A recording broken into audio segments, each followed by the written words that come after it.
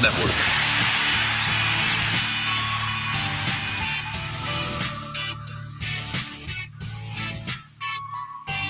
Oh, it's Wednesday night. That's right. On a Wednesday night, you know what's happening. It is the Dynasty Nerds on the Better Sports Network, the best combination since peanut butter and jelly. We've got an awesome show planned for you tonight. Schedule a little bit different than what we've been doing in recent weeks.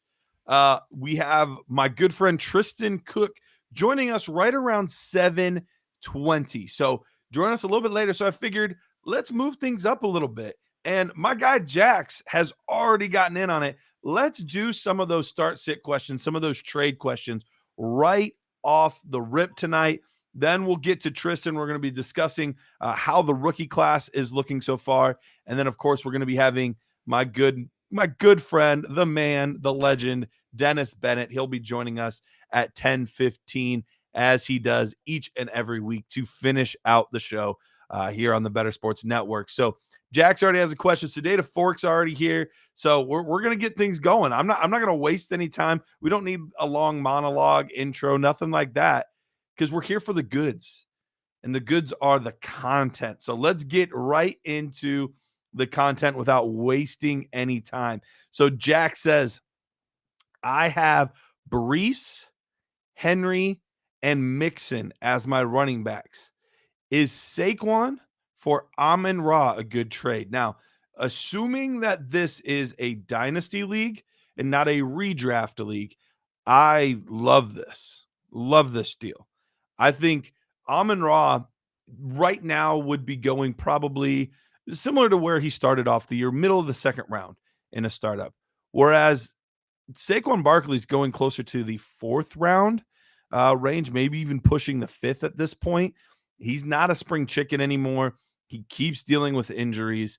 So to be able to kind of offload a running back that's at the end of his run for a wide receiver that's in a very good offense right now and is still towards the beginning of his run. I mean, we're only in year 3 for Amon-Ra St. Brown. So I would absolutely do it. I would absolutely do it. And I would take Amon-Ra. He said my second wide receiver is Amari Cooper. So, yes, I would definitely want Amon-Ra St. Brown. Parker says, do I trade Gibbs for Ramondre? This one's interesting in the sense that Gibbs, we heard more comments today from Dan Campbell. Once again, just kind of affirming, look, it's going to be David Montgomery. David Montgomery is going to be the lead back. He's going to be the grinder. He's going to be the pounder. And then we're going to bring Gibbs in for different things, gadget plays, receiving stuff, all of that. So with all that, I know it lowered Gibbs's value. And Ramondre, even though he's had a brutal season so far, it's going to be a much easier road. He actually has a fairly easy running back schedule the rest of the way. But all that being said, it's still Gibbs. He's the younger player. I think he's the more talented player. And even though we're frustrated with Gibbs' usage, Ramondre's usage could end up being just as frustrating. We've seen Ezekiel Elliott still pretty heavily involved. So I'm still going for Gibbs.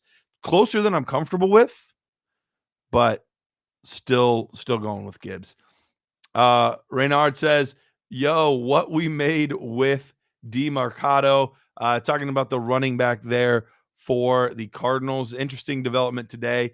Looking at Keontae Ingram is actually the top guy in the depth chart, but those depth charts really mean nothing. I would view those guys as pretty equal. Start both of them, but at your own risk. Either one could blow up in your face. Either one could have a pretty solid week.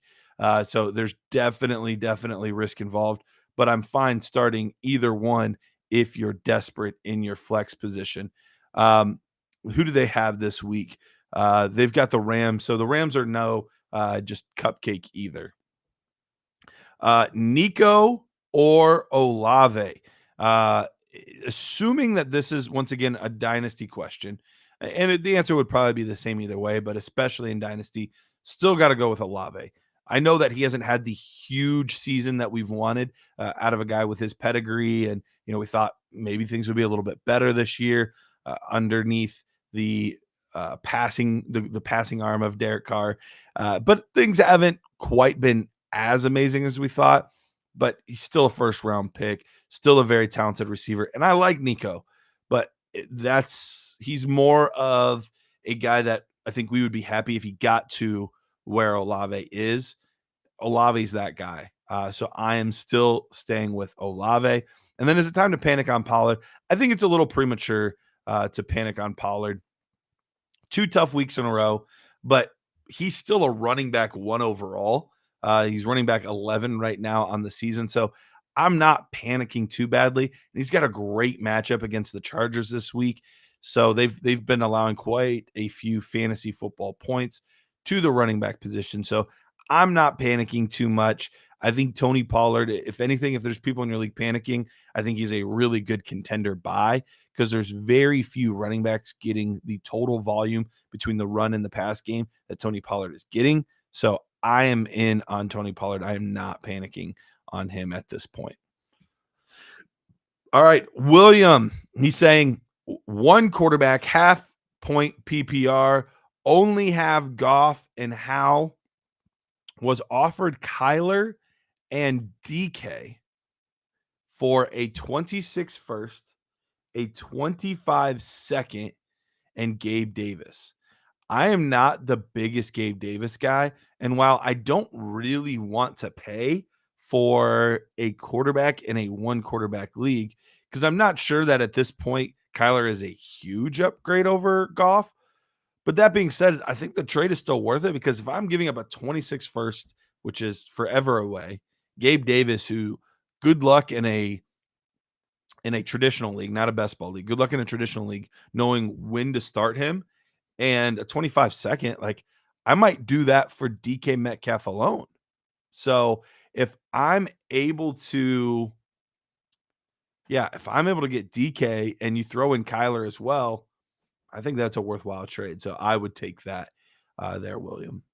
Sedated Fork saying being offered Love, Deontay Johnson, and ETN for Purdy, Achane, and Mostert. So I would not do that deal. Right now, I value Purdy above Love. I value Achane above ETN. And I do value Deontay Johnson ahead of Mostert, but I think the gap between Purdy and Love at this point is pretty substantial. And plus, getting both Achane and Mostert, I get it for this moment while Achane's injured, but long term, you can't start both guys. You can, but you're not going to want to most weeks. So I would, or sorry, I said that kind of backwards. Scratch that. All that to say, I would want Purdy and Achane side over top of Deontay Johnson, Travis Etienne, and Jordan Love. It is close, but I think the gap between Purdy and Love makes me still want the Purdy side overall. All right. Sanders or DeMarcado only this week. All right. So Sanders this week. I mean, Sanders has been pretty brutal so far this year. They are going up against the Miami Dolphins. They've given up a lot to the running back. So it's actually a really good matchup for Miles Sanders. Mercado's going up against the Rams. That's not the easiest one. So I would still go Sanders. Plus, we just don't know what the split between him and Ingram's going to be. We know Sanders is getting a good amount of the work at this point. I know it's been gross. I know it's been ugly. But the matchup kind of dictates that I would rather go with Miles Sanders at this point. Sedated Fork says, totally agree with you. I'm declining. I love Purdy as well. Yeah, I think Purdy, he's shown everything that I would want to see at this point. And could he regress? Absolutely. All of these guys can regress. He's still a very young player. He's still, in some senses, in his rookie year. He only got, 5-6 starts last year, and that includes playoffs. So he's still in his first 17 games. It could absolutely decline a little bit, but he's shown me that he is a solid, steady quarterback. He's going to fit this offense really well. He's going to do everything that Kyle Shanahan wants. And with all those weapons, it's tough not to succeed with all of those guys. So I am still in on Purdy. And Goff, I'm not sold on Goff. He looks okay at times, and then other times he looks like he's really panicking. So I'm not sold on Jordan Love at this point. All right. Any other questions? Let's get these questions in because we've only got a few more minutes until we are going to get my man Tristan Cook in here. So I was offered Anthony Richardson for Purdy and Achane and still declined. That was a better deal. Yeah, especially the injury stuff is concerning me with Rich. I would want, obviously, Anthony Richardson over Purdy, but once you add Achane into that, Achane looks like a world beater. I mean, he just looked freaking incredible. What he's doing in that offense is just hand and glove fit. Total hand and glove fit with Achane and the Miami Dolphins defense. So all about it. I think it's a great move. I would absolutely keep Purdy and Devon Achane easily over Anthony Richardson at this point. And that's no knock against Anthony Richardson. He looks like a fantastic player too. But I'm really, really worried about those injuries that keep seeming to pile up. And who knows when we're getting them back this year? It could be a little while still. So we're going to kind of have to wait and see how that plays out. All right. Another guy that might be maybe a little bit of a sneakier start this week. We talked about him on the Dynasty Nerds podcast, but a team that actually has not been very good against the run, it's been the Baltimore Ravens. Baltimore Ravens, you know who they have this week? Tennessee Titans. Now, obviously, Derrick Henry is a part of that. And I shouldn't say they haven't been very good against the run. They've been pretty solid against the run. Not amazing, but solid. But overall to the running back, especially the receiving running backs, are giving up quite a bit in the receiving game to running backs. That's where Spears comes in. So Spears might be a good sneaky start in the flex position this week. A guy that obviously I've talked about like crazy. One of my favorite players he's my favorite player in the draft, this draft cycle. So it's not a surprise to hear me talk about him. We talked about him on the Nerds podcast last night. Rich was at the point that he said absolutely willing to pay a 24 first to get Tyjae Spears. What about you guys? Are you guys willing to pay a 24 first, assuming late, but would you pay a late 24 first to get Tyjae Spears on your team? Renard says, I have Mingo on my taxi squad. Good to put him in my lineup. I have made the series so far. I don't know what you mean, but I've made the series so far. But Mingo this week, he's an interesting one. I don't know that I'm quite ready to throw him in my lineup. It is a good matchup against Miami. It would depend on who else I'm trotting out there. Because and it also depends, are you able to move guys up and down from your taxi squad? Some taxi squads, once you move a guy up, he has to stay there. Others, you can kind of move him up and down at will. So I guess that would kind of determine a little bit of it as well. But that would be my question. So depending on who else you have, I would consider it. I would definitely consider putting him in. But I think that there's other players that, like even on his own team, obviously Adam Thielen, but I'd probably still start DJ Chark over him at this point. Guys that, could be interesting, like Mooney against Minnesota is another one that I kind of like this week. Marvin Mims against Kansas City is another one in that range that I kind of like a little bit. So I'd be curious to hear who else you have currently at this point. French is my first language. Oh, sorry, man. That makes sense. He said, great, I have Chark. So even better. Yeah, I would have Chark ahead of Mingo at this point. It is close for me. And go with your gut, because either one could have a big week. But right now, we've seen Chark getting involved a little bit more these past couple weeks after coming back from injury. There was a lot of reports that he had a good rapport with Bryce Young in the offseason. So Chark, I trust a little bit more than I do Jonathan Mingo at this point. So I would feel more comfortable trotting out DJ Chark over top of Jonathan Mingo. All right, we've got time for one, maybe two questions before Tristan Cook comes in. Then we will head to break. And when we come back, we're going to be talking about this 2023 rookie class. Another guy that I'm a little more, he said, for now I have made the playoffs. Oh, okay. Awesome. So you're in the playoff hunt. You're looking like a contender. That's awesome. That's awesome. Because at this point, obviously a lot can change now that we're hitting a bye week season and injuries are starting to pile up. But making the playoffs, look, at the end of the day, you get in, who knows what could happen. I've seen the 6th seed win more times than I'd like to admit. I've talked about it, maybe not as much on here, but I know I've talked about it before, where I truly believe making the playoffs in a league is about 70% skill and 30% luck. So I think overall it's more skill than luck to make the playoffs. Then to win a championship, I think it's 30% skill and 70% luck, because all it takes is 1 week, one guy not performing like you expect, and you're gone. You're done. So to win a ship, I do think is much more luck than it is skill.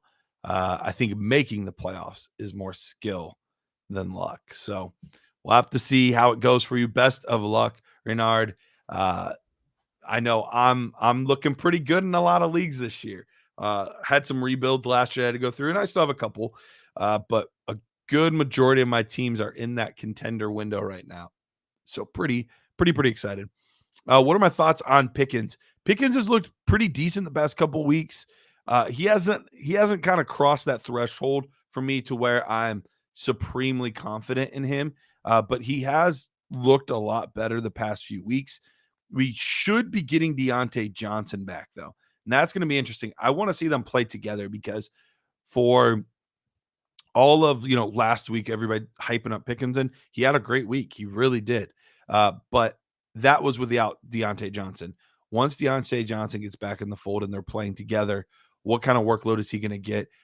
Is it going to be more Deontay Johnson in those situations, or is it going to be more of George Pickens? So I'm interested to see how that plays out. And then how about that Tyjae TD? Yep, I was pumped. I actually put in a bet. I was really confident in this week, so I hit the overs on rushing yards, receiving yards, and the tutty.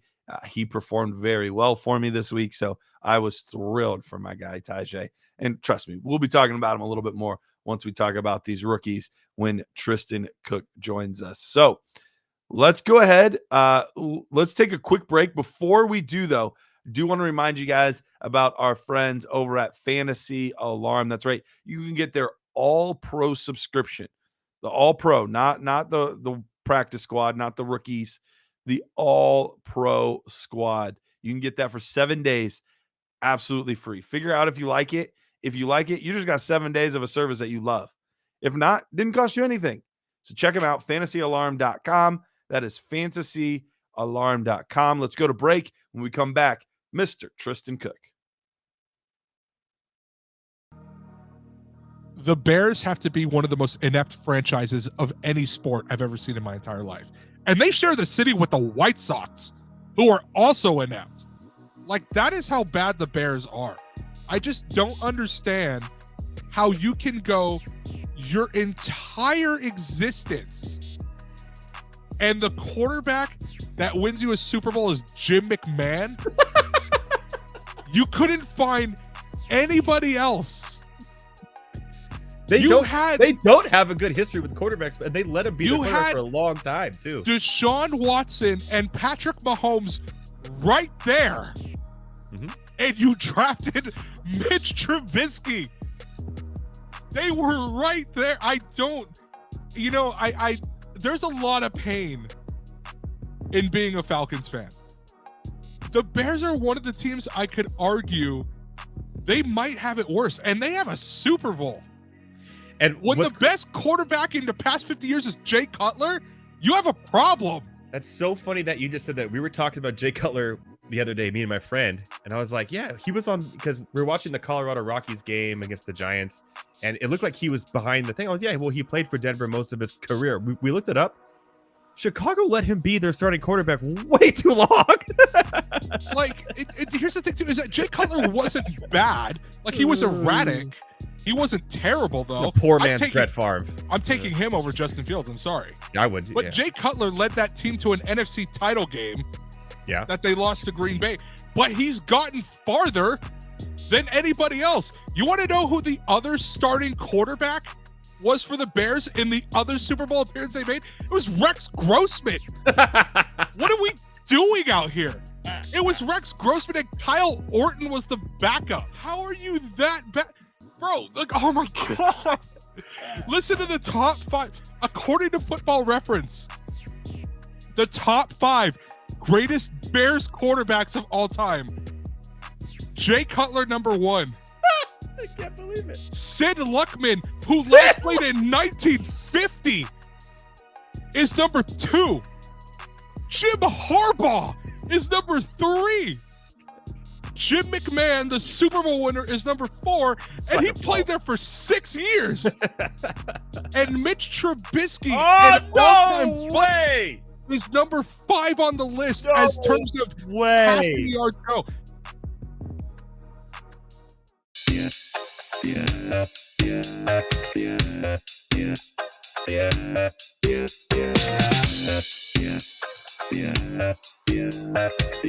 I'm vibing with this.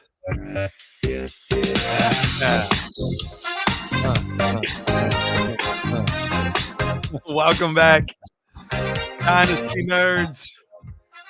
Let's go ahead and bring my man Tristan Cook on the show. Tristan, how's it going, buddy? It's going pretty well.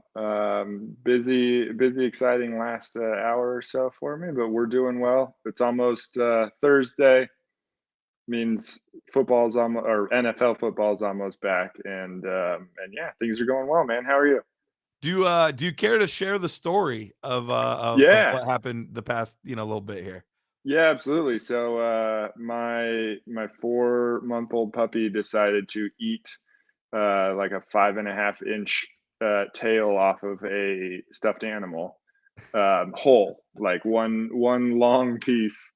And apparently he also ate the like microfiber cloth that you clean glasses with. He spent the day playing with some puppies at my mom's house, actually, and when no one was watching, he decided that he needed some more to eat. So got to go take him to the emergency vet. He threw all that up, and now he's passed out on the floor over there. Just the happiest little puppy that there ever was.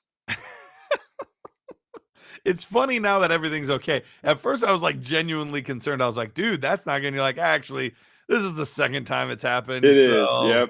He the first time I didn't even know he ate something until I woke up at like 1 a.m. to him, like hearing him throw up, and there was a like 4.5-inch segment of a crab stuffed animal. So he's just apparently he's an eater, not a destroyer. There you go. So fun times with a puppy, but no complaints. There we go. Very cool. Well, that's why they make dog insurance, right? There you go. Well, I thought we would bring you on. We would discuss this rookie class because it's been a really, really, really interesting start to the year for a lot of these guys. Greg says, Tristan, where are the previews? I don't know what he means by that. I do. Okay. I write previews every week for my 2 of my home leagues for all of our matchups, and I didn't write them last week. I was a little busy.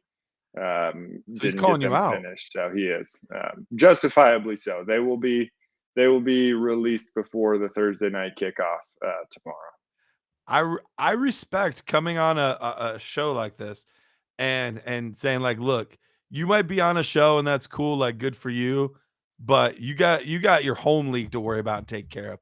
You got to get You your do, home yeah. settled first. I do, yeah. I actually took my first loss. We play against the median, so in that league, and I Okay. took my first loss. So I'm 9-1. You know, in that league, sitting pretty high. So if he's gonna call me out, I can let him know that I'm ahead of him in the standings. There you go. There you go. All right. Well, let's touch on this rookie class. And I was trying to think of what we wanted to go with, guys that are at the top end, guys that are the most surprising.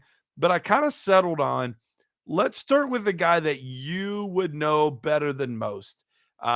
There's a rookie that was drafted by your Denver Broncos, and I know it hasn't been the best year for the Denver Broncos, but there was a fantasy rookie that has flashed quite a few times already early on in the process. We haven't got to see like a full game of this guy yet, but Marvin Mims has looked like a potential legitimate wide receiver for the Denver Broncos, a big-time playmaker. What's been your thoughts on him so far? I've been pleasantly surprised for an otherwise terrible start to a season for the Broncos. He like I was a little surprised that they went receiver that early in the draft, just because Sutton and Judy have been like solid NFL receivers. I don't know that either of them hit the ceiling that they wanted them to, but they haven't been bad. But I guess their contracts and age make those kinds of things happen earlier than you might expect. But I've been pleasantly surprised. I mean, I think that with all the rumors of trades that Denver might be making and shopping both of those two receivers, we might get to see Marvin Mims in a more regular role. I really like him. I had him as my 7th receiver. I just checked my pre-draft rankings, Okay. and I had him at number 7. I've been, I was a fan of him when he was at Oklahoma. I think he's, a very, like, he's not exactly an outside big, jump ball kind of guy. Sure. But you don't need to be in the NFL anymore to be a top guy. So yeah, I'm excited about the potential that the Broncos might move one of the receivers ahead of him. Oh, Tristan, it looks like you might have frozen up, bud. Uh-oh. Oh, I think you're back-ish. Go ahead and say something. All right, we might have lost you. Maybe check your internet, hop out, hop back in, whatever you need to do. Oh, Sean's saying his connection is going. Is it me? Sean, is it me? Am I good? I think I'm good. Okay, I'm good. All right. Well, we'll get him back here in a moment. There he is. Tristan, you good? There we go. I could hear you the whole time, but yes, we are back and stronger, hopefully now more than ever. All right, perfect. All right, well, let's get to some other rookies in this class. Let's start with a guy that you have been pleasantly surprised by. What's one rookie in this class that you're like, I either thought he was going to be good and he way exceeded my expectations, or I didn't think he was going to be good, but he's been surprisingly good this year? I mean, it's a little bit of low-hanging fruit, but Sam Laporta. I love Sam Laporta coming into the draft. I was happy to see that he got drafted by a team that likes to feature the tight end, even though they had just traded away their seemingly really good young tight end in the middle of the season to a division rival. I was excited about the landing spot. I mean, that trade I was a little confused by, but when Laporta went there, I was excited to see how he might get utilized, and he has hit a home run or a grand slam or whatever you want to call it, because he's exceeded all expectations that I even had. I had him, I pretty high in my rankings, and I tried to get him in a lot of places. I didn't get as many Laporta shares as I wish I had, but but yeah, he's I think, I mean, I heard on the podcast this week you guys were talking about your tight end rankings. Yeah. And I think did you say you have him at number 1 now? I did. I made the moved him all the way up to my top tight end spot, and it was tough. But I mean, realistically, when I thought about it, if I had Sam Laporta and you came saying, "Hey, I'll trade you Mark Andrews," I think my answer would be no. I mean, between all the years and what he's shown us early, could he turn back into a pumpkin? It's possible, but man, he looks like he's that guy. Where would you have him amongst all tight ends right now? I was thinking about that when I was listening to that segment, and I don't know that there's anyone that I would take over him either. Like if I had Laporta, I don't think there was any tight end that I would take straight up for him, just because he's producing as a rookie. He's younger than all of them. And like if you're contending, why would you try to trade down at production? Mm-hmm. If you're rebuilding, he's the youngest of those top few guys. Like what really else can you be looking for? Yeah. So to me, I think that he's like right just a nose above Hawkinson. And Andrews is a little bit behind Hawkinson. Big fan of Mark Andrews, but he is clearly the oldest of those top 3. And so you just have to adjust accordingly. And he's not a difference maker in the way that Travis Kelce has been consistently, enough that the age of Mark Andrews kind of is outweighed by his production. He's a good tight end. He's a top consistent tight end, but he's not the Travis Kelce level production. Sure. At his age, it kind of weighs in a little heavier for me. Yeah, no, it's a good point, and I'm in the same boat. I'm all in on Laporta. I wish I had him more in Dynasty than I do, but for whatever reason, I shouldn't say for whatever reason. I know exactly why, but I actually have a good amount of him in like best ball leagues. I have him in Underdog and FFPC, and it worked out because basically for me, it was either I'm getting Kelce or Hawkinson or sometimes Andrews, or I'm waiting and I'm taking, almost always it was some combination of Cole Kmet, I keep wanting to say Matt Laporta, Sam Laporta. Matt Laporta, a failed prospect for the Cleveland Indians. Sam Laporta, and Juwan Johnson. Now, 2 of those 3 are working out beautifully for me right now. 2 of those guys are top 5. Juwan Johnson, not so much, but you'll take it in best ball for sure. Oh, absolutely. All right. What about the opposite? Who's been a little underwhelming for you so far? It's still early. I mean, most of these guys have played 4 or 5 games.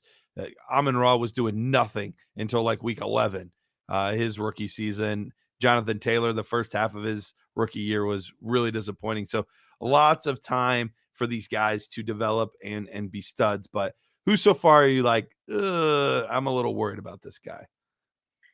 Yeah. So, I mean, it's a little surprising to hear that after 5 weeks, you can't just totally give up on a player. But I think that for a couple different reasons, the ones I've been a little disappointed in at the wide receiver position, Jackson Smith and Jigba. He went to another situation behind 2 like very good NFL players, not necessarily the top tier fantasy players, but they're very good wide receivers in the NFL. So it was going in a team that doesn't exactly throw the ball a lot. Russ couldn't cook there, but maybe he just can't cook. Not that we need to get into the Broncos in general. Okay, but, real quick, pause real quick. Yeah. Fair to say, but of all of the Broncos' issues this year, I would actually venture to say that Russ has been one of the slight bright spots on that team. Yeah, the Russ this year versus the Russ last year is very much improved. Okay. I 100% agree with that. I mean, he also isn't the player that I think the Broncos thought they were getting. Sure. when they got him. Oh, it looks like Greg says go Hawks. This is a football talk, not a Atlanta Hawks basketball segment. He's a big Seahawks fan, Gotcha. but I have to remind him they are the Seahawks, not the Atlanta Hawks. Well, DJ but Dallas is yeah, the greatest running back of all time. that is fair. Can't really see it, but University of Miami legend. That's right. That's right. The U, baby. All right. But yeah, I think not to get way too sidetracked, but I agree that Russ isn't the biggest issue for the Broncos. But I think that he's closer to an average quarterback than one of the best of all time. And I think the Broncos traded for an Aaron Rodgers level and got not quite that level of a player. I think that's fair. But I think that's fair to say. But for JSN, he hasn't. It's like I'm by no means worried long term. I would have liked to see a little more. I know the injury, in the before the season slowed him down. There's plenty of things that kind of have kept him from producing in the same way that I wanted to have him produce. I had him as my second wide receiver after Addison. I really just loved Jordan Addison, and the landing spot there, was significantly better than the Seahawks one. So after the draft, I kept them in that order, but I still expected a bit more than I would have seen from Jackson Smith and Jigba to this point. At the quarterback position, it's kind of a toss up between Anthony Richardson and Bryce Young for completely different reasons. Anthony Richardson, he's been dinged up in basically every game, and now is I believe they either put him on the IR or they are reportedly going to. And yeah, I'm worried that he's going to have a limited window of production. I think that's the one I'm the most concerned with of any long-term value. I think he's going to produce really well, but he might have I know we heard this comp a ton, but he might have a Cam Newton career arc where it's really, really good and then just falls off because the injuries stack up. Sure. So that's the one rookie I'm probably the most actually concerned with. Bryce Young, I kind of expected a little more from him. Just, I know not everybody was the biggest Bryce Young fan, and I had plenty of reservations as to his size and how he would look. And I don't think he's been awful, but he's been completely overshadowed by CJ Stroud. And so I think that hurts him a bit. Yeah, it is funny. CJ Stroud for a lot of people was kind of the afterthought rookie in this class at the quarterback position. And now you could argue he's the most desired. I think most people would still want Anthony Richardson over him, but that gap is really close between the injuries and how well CJ Stroud has played through his first 5 games. All right. Oh yeah. Let's talk about the running back position for a second. So if you had to rank your top 5 rookie running backs as far as dynasty wise, how would you rank them today? And how would that value match up to how you felt about them before the season started? Well, the first one would be I just want to make sure I heard you right. You said just rookies. Yep, just the rookie running backs. Yeah. So Bijan is still easily the top one for me. Yep. I know Achane is, skyrocketed from where he was, deservedly so. He's looked really, really good, but I don't think that, I think there's a reason that Bijan was picked where he was and is insanely good. And I don't think that should change nor has it changed for me. Gibbs has dropped a little bit. He would be third. So Achane would be second for me. Gibbs would be third. At that point, I don't really know that I'm super excited about many of the others. Tank Bigsby, I really liked, and Tajay, I like. Those were my top 5, not in that order. I had Gibbs at 2 and Bigsby at 3 and Achane actually all the way down at 4. Okay. But Bigsby's stuck behind ETN, so he would be the last one in that. I still really like him as a player, but I just, it's a difficult situation for him. I was not a Charbonnet fan. I believe you were a big Charbonnet guy. Jared was a big Charbonnet. Jared. Okay. Yep. Well, that explains it. Can't trust Jared. Yeah. No, for me, it was all Tajay for me. That's right. But yeah, so Charbonnet never was in my top 5, and he still wouldn't be.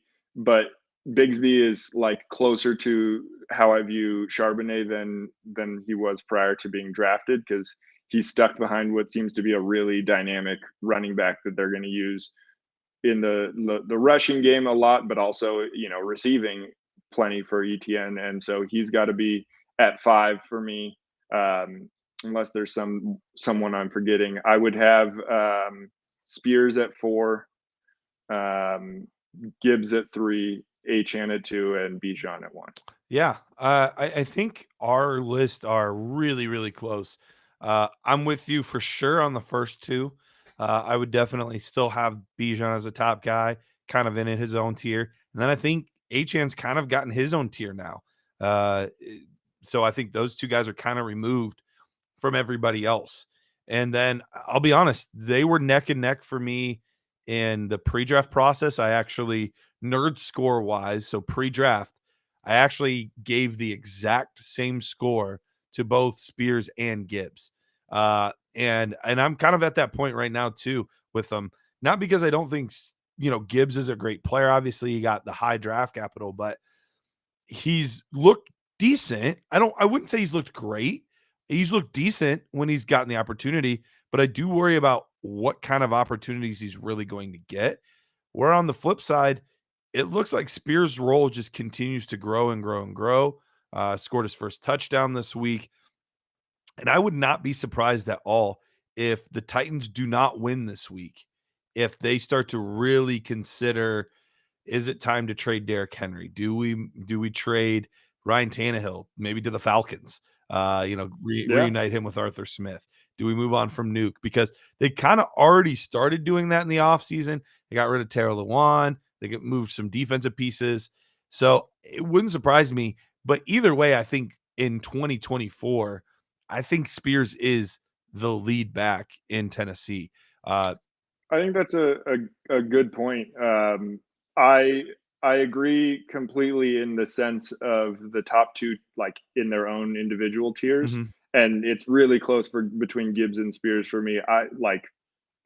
It might change in a week. I'm definitely not thrilled at Gibbs' usage, and the fact that Montgomery is looking good in his and isn't old. So from that standpoint, I totally can see picking Spears over Gibbs. I think that Gibbs is a more talented runner and receiver, personally, not significantly, but I think that he's slightly better at both than Spears is. And so, my hope is that will start translating. Sure. But we often, see talent isn't the only thing that matters for fantasy value. And from that standpoint, I think Spears is easily the choice. So I really do have 3 and 4 there, neck and neck. And yeah, I don't have any issue with somebody saying they would take Spears over Gibbs. Yeah, it's I would ask for more in a trade, just because I think Gibbs' perceived value is still higher than Spears. But all it takes is 1 week. All it takes is Derrick Henry tweaking a hammy. All it takes, and it could change everything. Oh yeah. So yeah, I mean, I think that with saying that, I mean, if you have an opportunity to go get Spears, I have him in several leagues, thanks to you, because you talked about him a lot.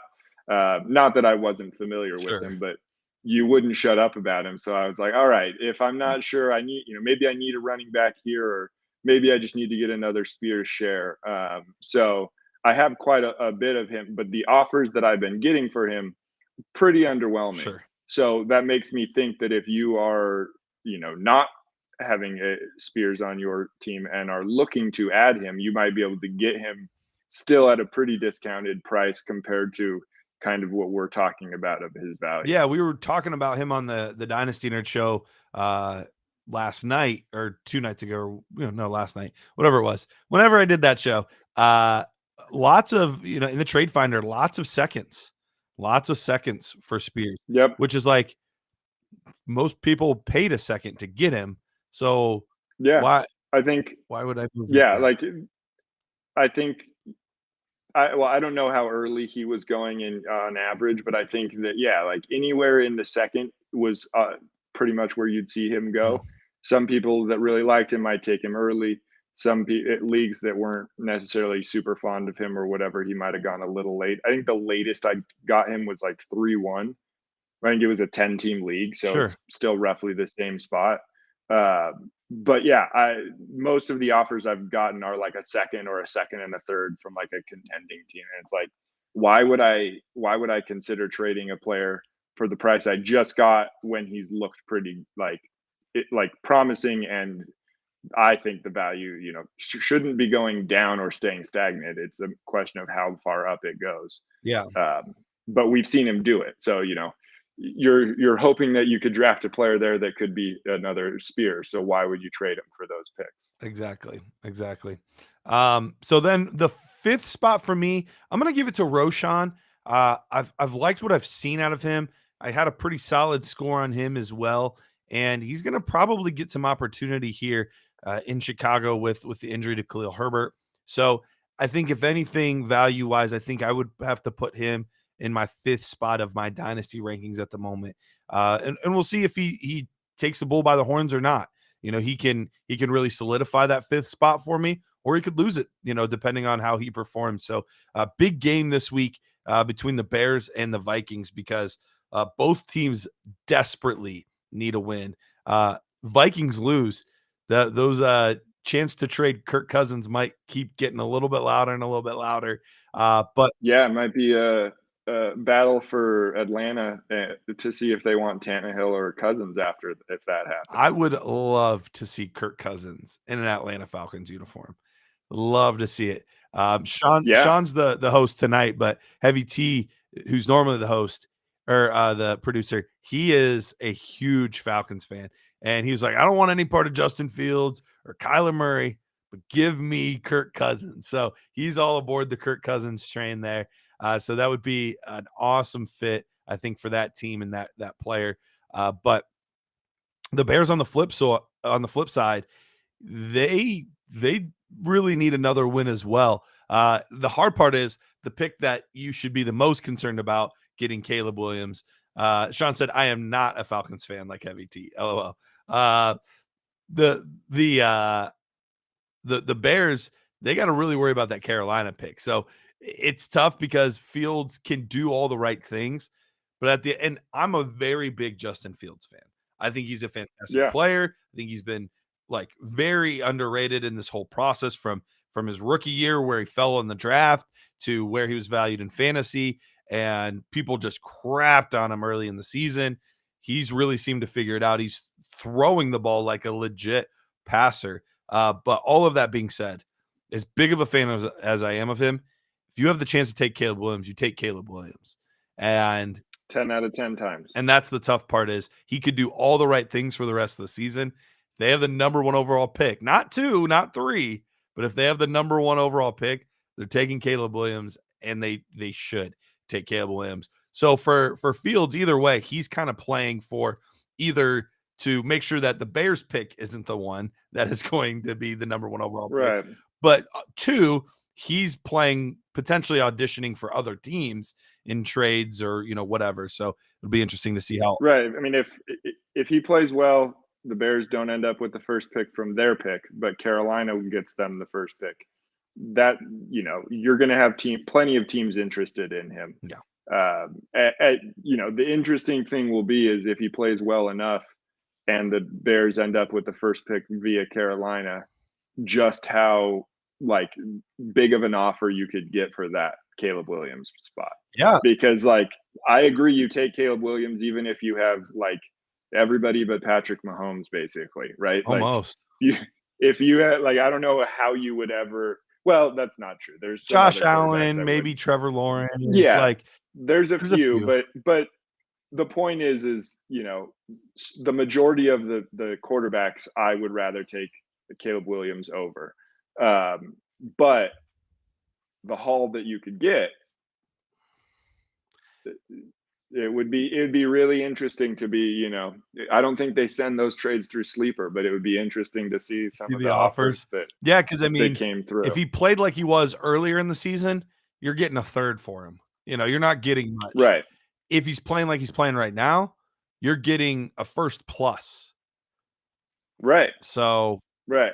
But if they traded the first overall pick, you're probably getting 3 firsts or 4. true. I mean, you're getting a ridiculous.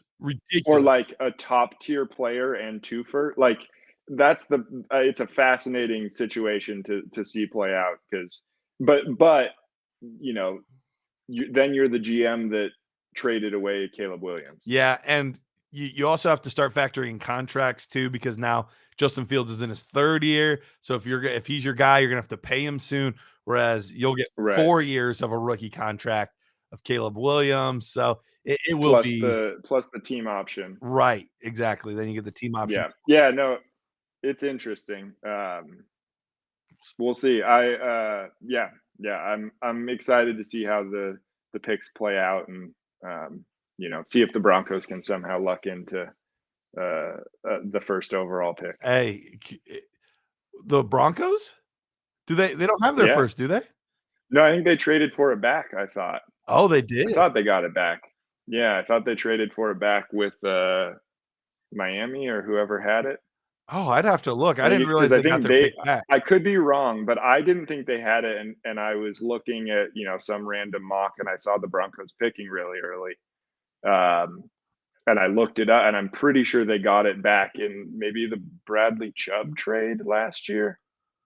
I think it was something like that. They ended up because it was traded, if I remember right, to not from them, right, to a team that they traded for it from. Interesting. You're right. Yeah, they have. It does look like they have their first round pick back, so that is really interesting. So it'd be funny to be paying Russell Wilson $90-something million for the next few years and draft Caleb Williams. Yeah, that would be very, very, very fascinating there. All right, let's touch on a couple other rookies. Let's go back to the wide receiver position. Zay Flowers overall has been pretty solid this year. Maybe not as much down the field, so lower ADOT stuff, but he's been producing pretty well for your fantasy football team through 5 weeks. What's your thoughts on Zay Flowers, and is he somebody that you think is a sustainable wide receiver 2 for fantasy football teams? I love Zay Flowers. I think he is the kind of receiver that the Ravens offense needs. Like Marquise Brown, I know he had a big year several years ago with Lamar, but he's small and slender. Rashad Bateman, he can't stay healthy. Odell, he's not on the right side of his prime. Right. But none of them really are the kind of receiver I think that you want a Lamar Jackson, top receiver to be. So I think I was a little skeptical when he went there, just because that isn't a pass first team. But the way they've been using him and the style of player he is, which is not exactly the most physically imposing in size wise, but he's not afraid to take a hit, he's not built slenderly. I think he's exactly what you want. I mean, I think his ceiling is limited because of the fact that he's not going to be a huge down the field guy, or at least especially in this offense. Mm-hmm. But yeah, I love Zay Flowers. I think that, getting Lamar a weapon that he can get the ball to quickly, that can get yards after the catch. He can do some stuff down the field a little bit in the intermediate range, more so, where Lamar can, get him the ball there rather than having to do what I don't consider the strength of his game, which is throw the ball down the field. Right. I think it's a very good match. Plus, I just love Zay Flowers. He's just one of the seemingly coolest dudes in this rookie class. Yeah, no, I've been very, very pleased with his output so far this year. And I think you're right. I think he's a really good fit for this offense, doing a lot of stuff closer to the line of scrimmage. So it's not like Lamar has to take a ton of time in the pocket to get the ball downfield. He's able to just get the ball out quick, get it in his hands, doesn't have to be super accurate. So I do love that fit there. We've buried the lead a little bit. Puka Nacua has been just a revelation in fantasy football and in NFL football and in any arena, period. I'll be honest. This one was a swing and a miss for me in my evaluation process. I did not see this coming in the least. But he's been fantastic. What are your thoughts on Puka? Yeah, I had him as a excuse me, I had him as a sit this week. I do the weekly start sit article for the receivers. I was worried that Cooper Kupp was going to come in and hog all the targets, and he had a ton of targets. Yeah. But Puka Nacua still produced. It like I didn't see it coming either. I had him outside of my top 10 wide receivers pre-draft. I know he was I think he was a 4-star recruit out of high school, so he wasn't completely unknown in the football world, but not really on the NFL radar for the majority of people, I would say. The situation was perfect, but it also takes more than just situation to last, and he's seemingly doing that. It could be a little closer to the Robert Woods Cooper Kupp combination that we saw in LA before. Yeah. I think that's going to be closer to it than I expected. He didn't I still think he's going to be a little limited in the ceiling games that we saw in the first handful of weeks. Just because I think he had 7 for 71, if I remember right. Yeah. I bet on him for the receiving under, and he got it on the second to last play of the game in garbage time. I was not thrilled. Sure. But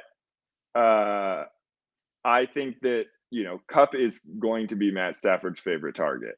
I don't think anyone's going to argue with that. So there's going to be games where Puka is a little more limited in his production just because Stafford's, going to be throwing the ball more to Kupp in, need to have it situations, or Kupp's going to be the top option. And Puka's proven through 1 week, albeit, that he's still going to get his.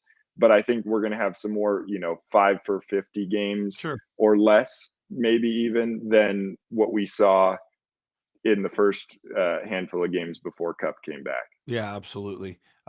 I'm still trying to wrap my head around it because I'm not convinced he's a great receiver, but at some point you just kind of have to throw your hands up and be like, well, he's doing great things. So well, who am I to say? Yeah.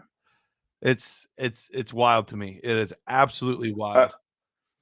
I'm trying to remember, not that they're anything close to the same kind of player, but Marcus Colston, kind of in the sense that it's he wasn't the greatest receiver ever, but he was in a situation where he was fed the ball, and he was a viable fantasy option for several years. I don't know. I'm sure there's been some since then, but that was the one that kind of sticks out in the wave that it's I don't want to be yeah, this guy's really good, because I don't know that he is. Right. But he's clearly producing, and at a certain point you have to be all right, you may not be the most athletically talented person in the world, but you're in a situation and you're talented enough that you're going to be able to produce. Yeah. Yeah, no, he's making it happen. I still don't fully get it. I do to some extent. I've talked about it before, where this offense is just, Sean McVay is truly a mastermind offensively.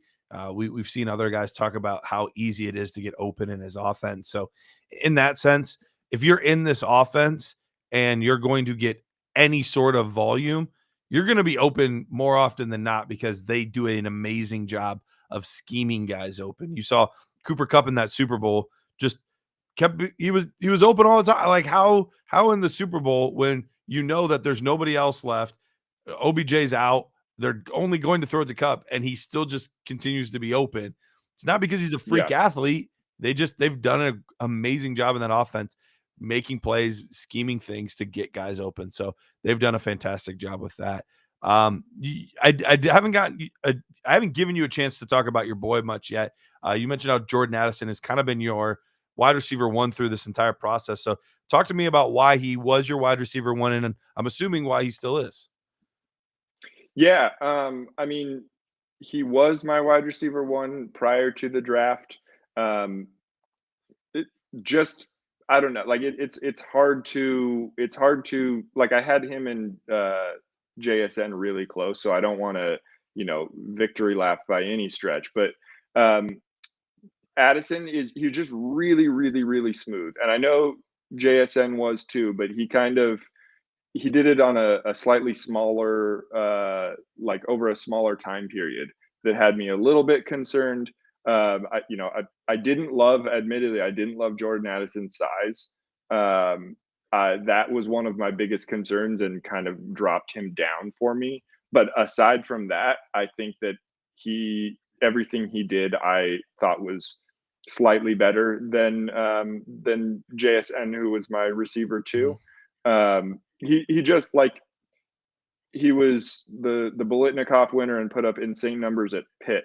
It's not like and then he went to USC and we know that what that offense can do, and he looked amazing. And it was like and I know stats aren't the only thing that matters, but he was a guy that was always getting open.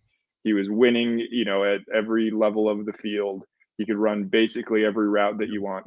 He wasn't going to be a contested catch guy too much, but again, you don't need that in today's NFL, and that was really his only knock. But I don't know that I thought or think that JSN was an insane contested catch guy either. So it's not like, it wasn't like that was a big difference for him.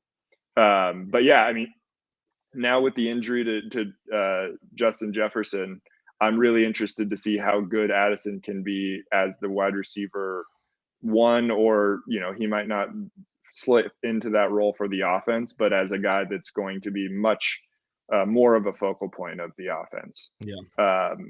Because like I said, the size concerned me. I was happy when he went to Minnesota, because I knew he wasn't going to be the guy getting the top coverage all the time. It was kind of the T. Higgins role prior to the seemingly collapse of the Bengals this year offensively. But I guess prior to last week, but yeah, like I was really excited to see him getting, the second best corner, and getting like pretty vanilla coverages for him, because the defense was going to have to try to figure out a way to slow down Justin Jefferson. So he has been my top guy. He still is. But I don't know that his ceiling is insanely high either. Yeah. I think that he will be better on this team the longer he has a Justin Jefferson than if he's going to be the only guy on a receiving core. That was going to be the next question I was going to ask you. Do you think his production will dip at all with Justin Jefferson out, or because of the potential increase in volume that'll kind of balance things out, or even put him ahead? I think we're going to see more volatility. I think we're going to see more targets, which will lead to some games where he has bigger production. But I think we're also going to see him get shut down in tougher matchups a little bit more. I know the offense, talking about how they schemed in LA for Cooper Kupp, the same or similar offense that they run there in Minnesota. So they may be able to scheme him open in a lot of ways that, kind of negate some of that, the worry that I have there with facing better coverage as the top receiver. But I do think, I think it's going to be a little bit of kind of up and down throughout the next however many weeks until Jefferson presumably comes back. So that's kind of a non-answer, but I think that you're going to have some weeks where you're like, I started him and I'm super glad I did. And you're going to have some weeks that you're like 3 for 37. Cool. That like didn't do anything for me. And then you're going to have weeks where you're like, I don't trust him, and he's going to put up 25 points on your bench. Sure. So it's like, I don't love it, but I think that's probably more likely what we'll see than a, like, wow, this guy came out and is dominant, or he can't do anything. Yeah, that makes sense. But Zara's here. What's up, man? Hope you're having a good evening. Let's get you out of here soon, but I wanted to ask one more question. Is there Yeah. anybody in this class that we maybe haven't covered that you want to highlight, either because, hey, we need to keep an eye on this guy, he might be a good one to buy, or I'm selling this guy, like I don't have any faith?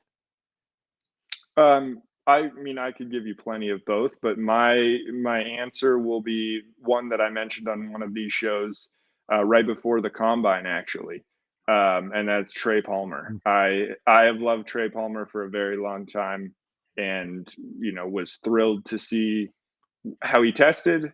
Was not happy nor upset with the landing spot for the immediate future, but we saw him, perform pretty well, make some really nice catches. He beat Sauce Gardner on Hard Knocks. That was fun to see. Yeah. I think he scored in week 1 or maybe week 2. So he's getting He's on had the 2 field. touchdowns He's this doing year, some. actually. Yeah, I think so. But like pretty quickly getting at least some role in the offense. I think, Mike Evans and Chris Godwin are certainly more established receivers and still better at this point in their careers, or at least going to be on the field the majority of the time. But neither of them are pinnacles of health either. So if you don't have Trey Palmer, he might be like, I doubt he's on waivers, but he might be, or you might get him as like a throw-in. Sure. I would love to get more Trey Palmer shares. I mean, I have a bunch of him because I drafted him in a lot of leagues in like the 5th round, but yeah, he would be my top guy to kind of go after, that I think could see either a bigger role as the year goes on, or like a bigger role in next year or into the future as that kind of the receiver room kind of turns over. Yeah, I have quite a bit of Trey Palmer as well. I like the kid. I like the player. I hated that he went to Nebraska. I wish he would have gone like anywhere else. It feels like Nebraska is where receivers go to die.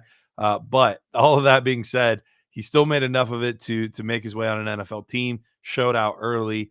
And I mean, Mike Evans is probably not on this team next year.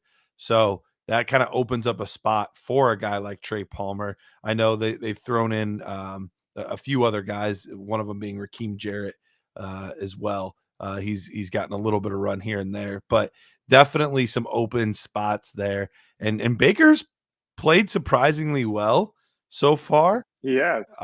Maybe enough to get himself like a Jimmy G type of contract, depending on how the rest of this year plays out. I have a quick question related to that for you. Okay. Who would you rather have as both, an NFL team, but more so as a dynasty player, Geno Smith or Baker Mayfield? The right answer feels like it should be Geno. Like that feels like it should be the right answer. I'm trying to figure out if my Baker bias is so too far. I had this conversation with a bunch of my close friends in one of my home leagues. Just maybe it was week 1, week 2. It was early. I think it was after, either before week 2 or right after week 2. And for me, it was Baker easily. Oh, really? I was like, I think Baker is a better quarterback than Geno Smith, and they didn't believe me. And I offered, it must have been early, because I offered like a 4th, and one of my buddies was like, I'm tempted to do it. He didn't do it. He ended up trading him later for, I think, a 2nd, because Baker has shown up. And I was like, I don't think Baker is anywhere as bad as he's looked. No. And Geno Smith proved that situation really matters for quarterbacks. And if Baker's found that in Tampa, he's younger, like the weapons are similar, like it's an offense I expect to throw more. I think that, to me, I'm going Baker in that situation many times. But yeah, it was an interesting question. So yeah. Yeah, no, I'm glad you posed it. Benzera said, tough part about Palmer is that Sleeper doesn't even have his picture. He's a real sleeper. He is the true sleeper on the Sleeper app. Well, Tristan, We know that you're I don't want to say a regular, but you've been on the show several times. So I'm sure a lot of the folks around here are pretty familiar with you by this point. But remind them again where they can find you on the socials, what you're working on. I know you're always working on all kinds of stuff. Yeah, you can find me on the app formerly known as Twitter at the Tristan Cook. That's pretty much what I am. My handle is everywhere. I write 2 articles every week on the Dynasty Nerds website. I mentioned the wide receiver start sit that usually comes out like late in the week, Friday, Saturday.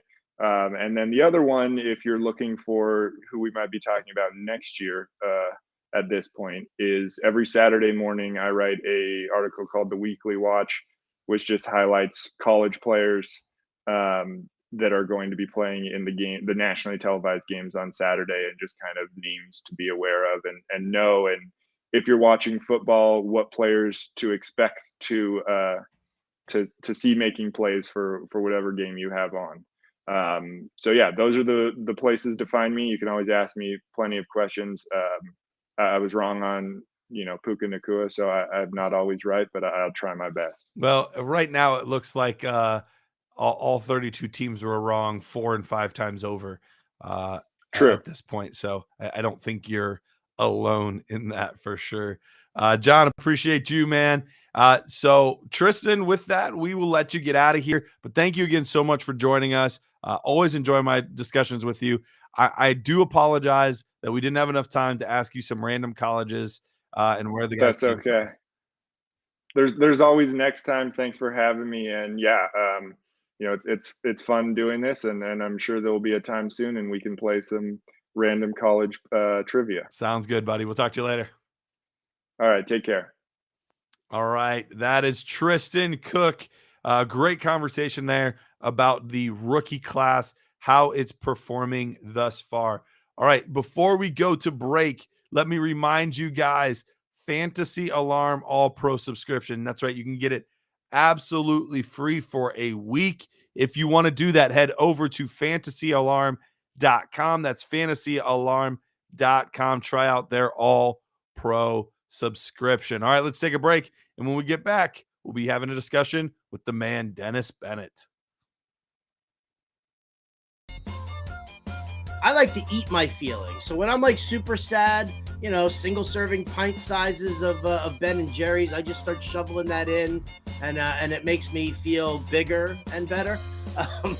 But so let's eat our feelings here. What we're gonna do today is we're gonna talk football players, food. We're gonna pair them up. Who is represented by what food? All right, I want to just shout out Hal Alexander in there for CMC. Christian McCaffrey is Rocky Road ice cream. A little bit of everything. Yeah, does it? Good one, Hal.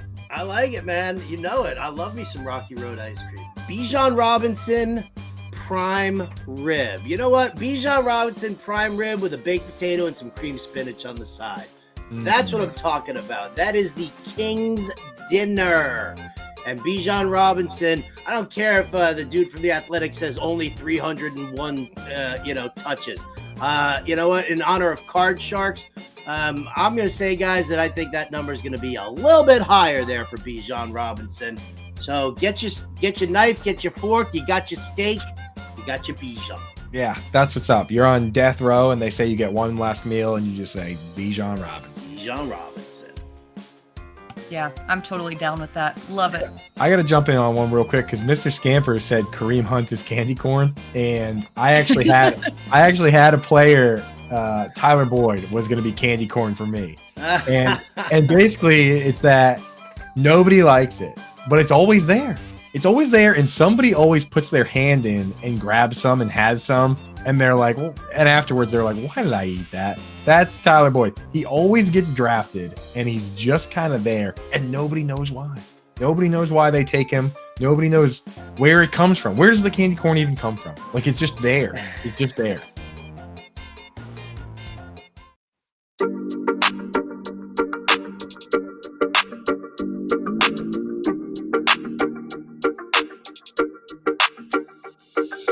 Oh man, Sean with the sick beats. you, Sean. There's some fire intros here. I'm all about it. All right. That guy asked, any hesitations about the Devon Achane injury? No. If it opens up any sort of buying window in your league, I think in most leagues it probably won't. But if it does, I'm all in. He is a hand in glove fit for that offense. It doesn't sound like anything that's going to need any sort of surgery or anything like that. So I am still all aboard the Devon Achane train. Chain and train rhyme better, but it's still Chan. Anyway, let's get Dennis Bennett on here on the Better Sports Network. Dennis, looking fly tonight, my man. You know, working them streets trying to make that money. Hey, look good, feel good, play good, right? That's right. Now I was running busy day, had finished payroll, then I had to go out and do training. Then the boy had his little league championship game tonight, and he was a starting pitcher. They lost 5-2. I got to be honest. He went 2 scoreless innings to start the game, and the plan was to go 2 innings. Now we've got a pitching staff that's 6 deep. Okay. But our top 2 that's out of like 12, 11, and 12-year-olds. Dang. We got a solid team, but our top 2 pitchers were out tonight for school functions in the championship game. Now, we beat this team twice in the regular season. Tried to get the game moved to accommodate it because they were school functions. We at one point thought we were going to be missing 5 kids because of school functions. We were able to field 9 players, but Cole went out there, man, 2 scoreless innings, and I'm like, man, just he can only pitch 3. And I'm like, I know the plan was 2-2-2, but man, let him go 3, and they didn't. And he was throwing heat, played great behind the plate, got hit by a pitch. I thought he was going to charge the mound. It was like, hit by the pitch. He just threw his bat down, ripped off his arm guard, threw it at the thing, looked at the pitcher, trotted down to first base. I was like, man, that's the most emotion I've seen him. It was great. He got hit by a pitch, got a walk off the best pitcher in the league, worked him to an 8-pitch walk. And and then he hit his final at bat, hit a smoking grounder to shortstop. Guy hit the ball so hard, the guy fielded it and then looked around for it. He didn't realize it was in his glove. Oh my goodness. So, but we lost. It was all fun and games. He really matured this last 2 seasons. It's all coming together for him. Well, Jared Wackerly's in the chat, and he said that kids need to be more dedicated. Skip those school functions. I know. I mean, we had a snack table. It was like a regular clubhouse. There were brownies and Gatorades and goldfish and what was the school function? I mean, like I feel like it was orchestra and football, 7th grade football. Okay, football like I get. Orchestra, like. I mean, I'm guessing it's probably tied to your grade. Yeah. So that's how they're holding it over your head. But at some point I'm like, it's elementary school or middle school or whatever it is. Like you'll survive. Yeah. It was still, the team played great. It was, I was proud of him and proud of the whole team. I mean, as it was 2-2 going into the 5th inning. Our pitcher gave up 3 runs in the 5th, and bottom of the 5th, we just hit the ball right at people. That's the breaks in baseball. Happens that way sometimes. All right. Well, we have 10 takeaways. Stephen Bradshaw wrote 10 takeaways from week 5. And we thought we would break down some of those takeaways in the show here. And let's start at the tippy top here. Number 1, Jonathan Taylor skyrockets in dynasty rankings with his contract extension. Now, the timing was a little interesting because we weren't sure if he was going to play, if that ankle was holding up or not, all of these things. And so the excitement level for him to come back was pretty high.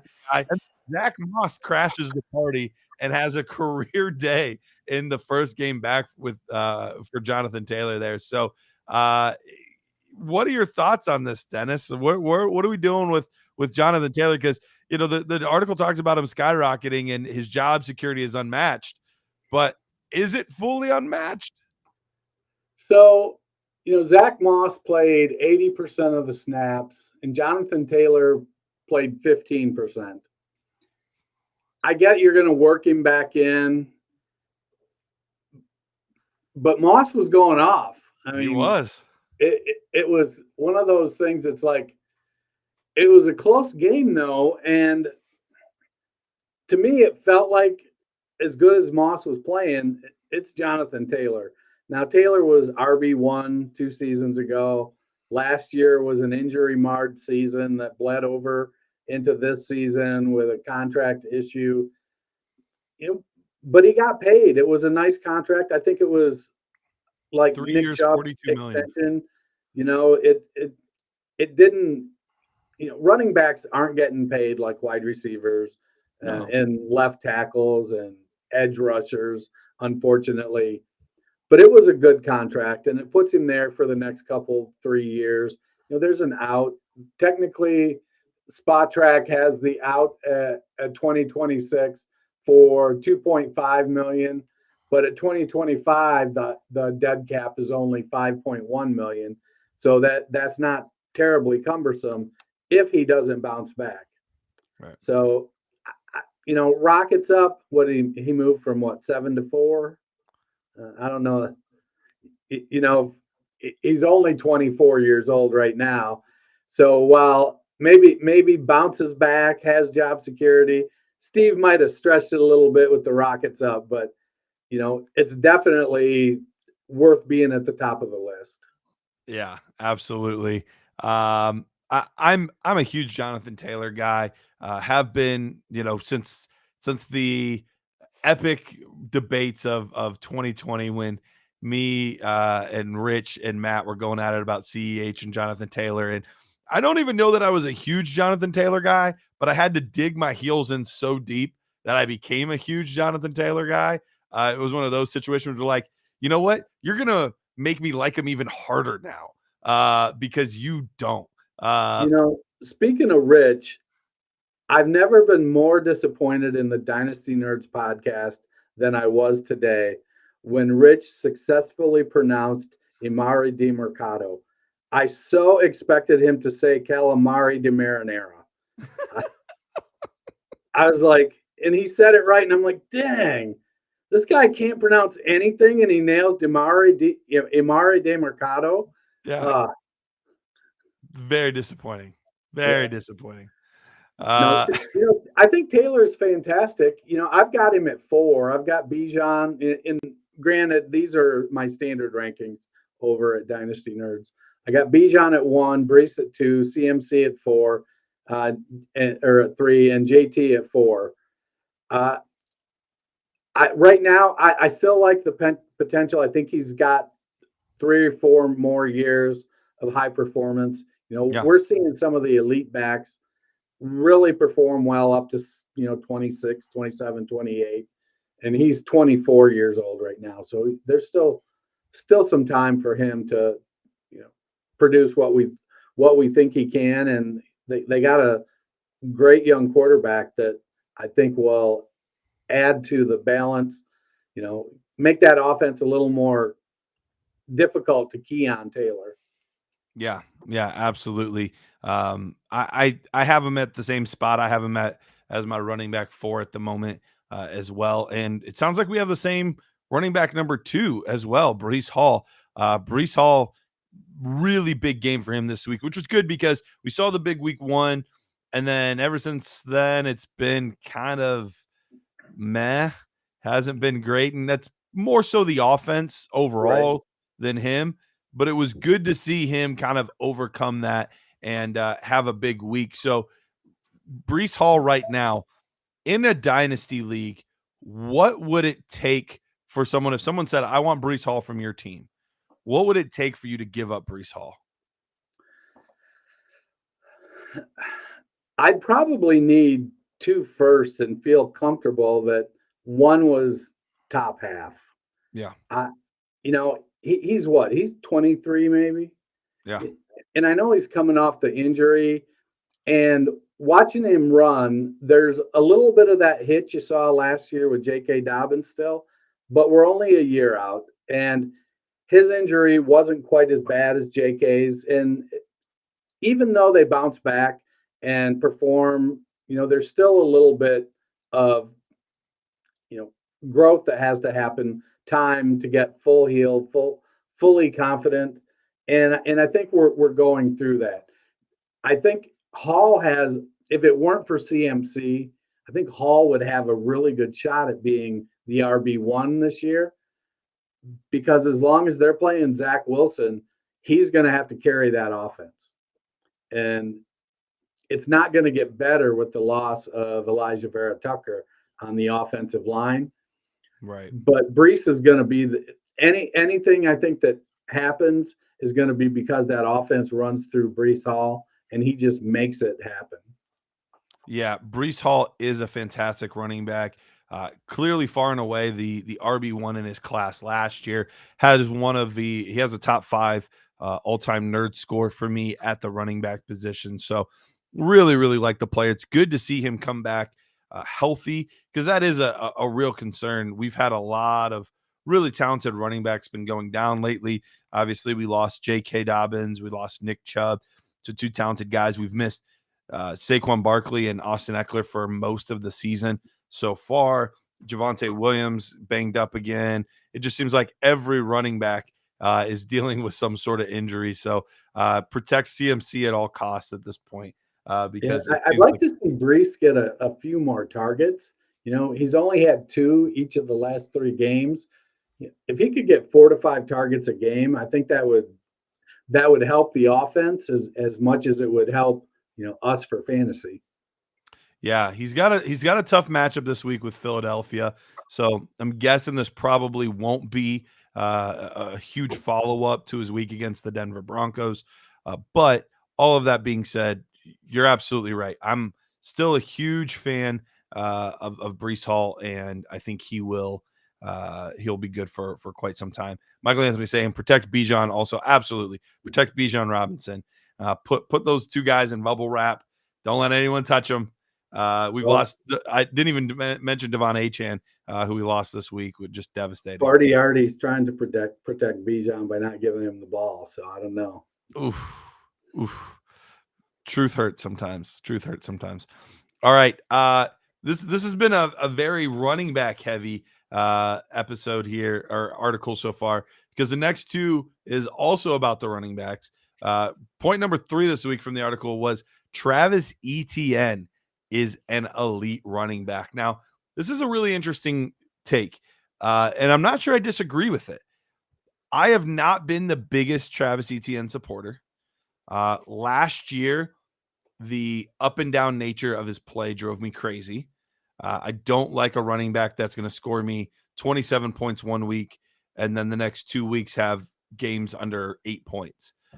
So his up and down nature drove me crazy, but he's been a little bit more reliable this year, and he is getting a huge workload overall. So what are your thoughts on Travis Etienne? Is he kind of creeping into that, maybe not the top tier, but one of the top 2 tiers of the dynasty running back? Yeah, I think he's probably at the back of tier 2 because he's getting volume. And I know myself and other analysts were expecting a little more out of Tank Bigsby. Mm-hmm. Bigsby has been terribly underwhelming. And unfortunately, that is what it is. So Etienne is sitting at RB4 in PPR leagues through 5 games. And that's a phenomenal return.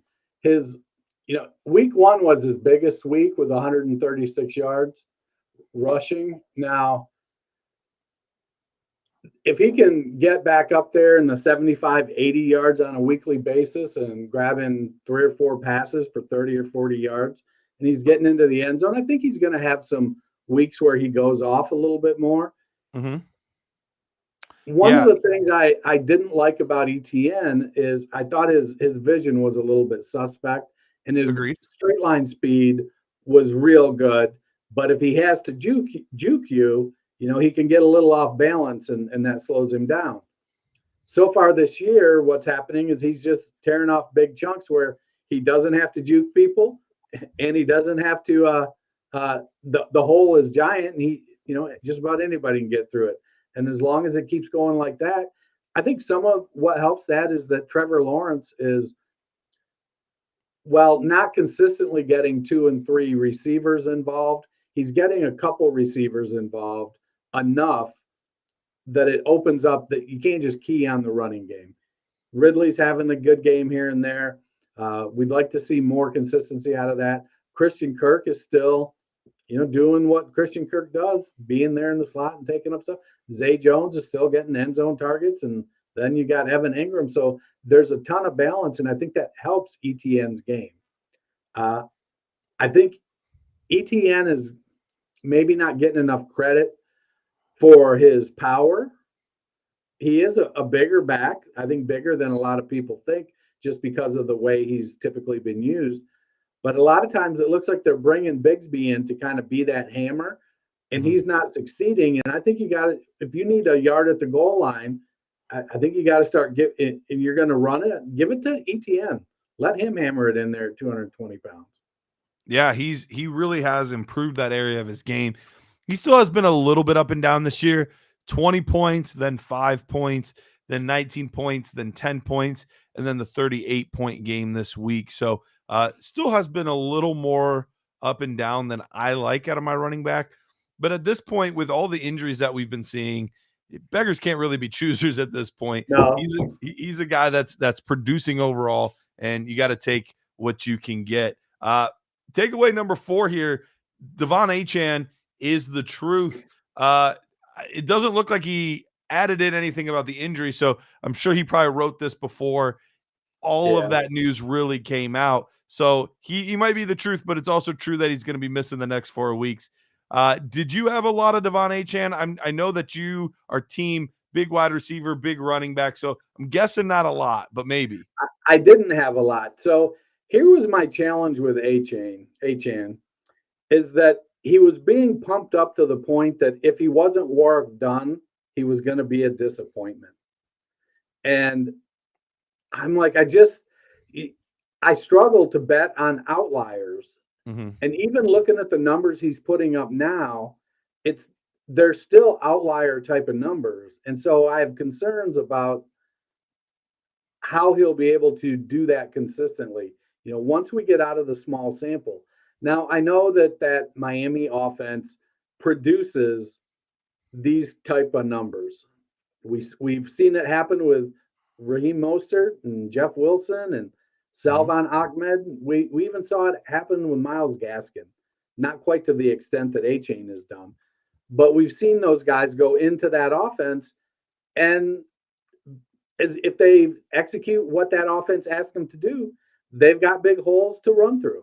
Yeah. Now, Achane just happens to have that extra burst, and it's paying off right now.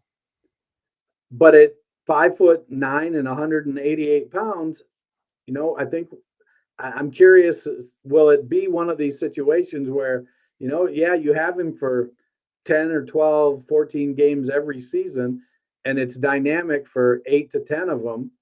And you've got a couple others where he gets dinged up and misses some time, or he'll miss 2 or 3 games here and there.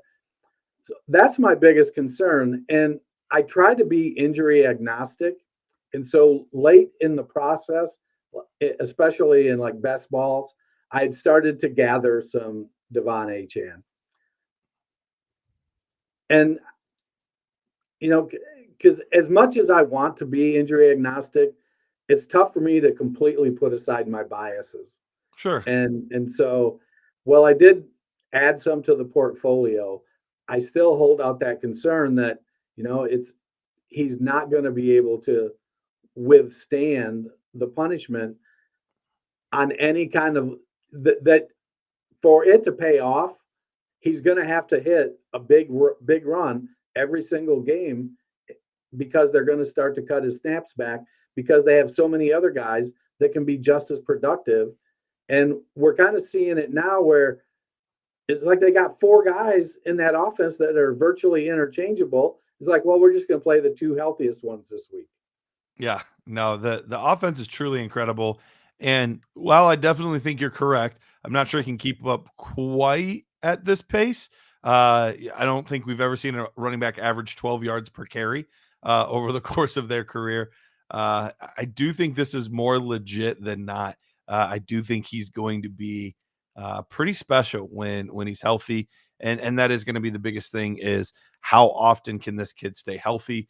But hopefully this was just a freak thing. I'd love to see him get up to like 199 pounds and be able to keep this explosiveness and be like, oh, now you're crushing the BMI at 5'9", 199. There you go.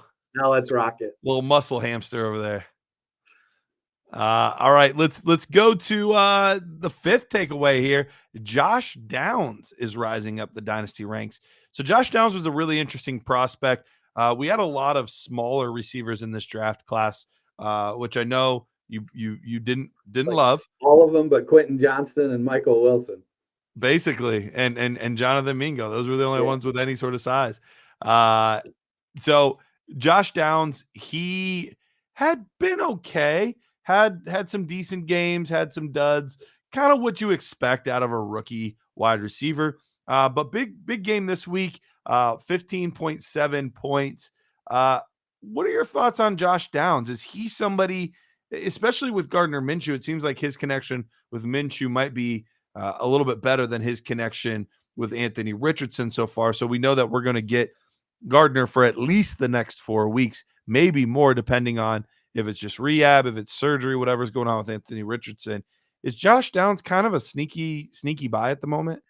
Yeah, he has kind of slid into the role I think that we expected he would have with Pittman and Pierce as the slot guy. What I think we missed was we didn't realize that Anthony Richardson would throw him the ball as much. And then when you get Minshew in there, they're like hand to glove. Minshew targeted him 12 times in the third game, but Richardson gave him 7 targets in week 1. Yeah. So they both are comfortable with what he brings to the table, and he's got enough burst. He doesn't play outside a lot, but he can play in 2 wide receiver sets. Alec Pierce is the one who's disappeared out of that offense, which I thought he would be a great match for Richardson's big arm, but Richardson is struggling with staying on the field. Yeah. So I think Richardson will be fine in the long run. But man, Josh Downs has just come in there. He's been quiet. He's went to work.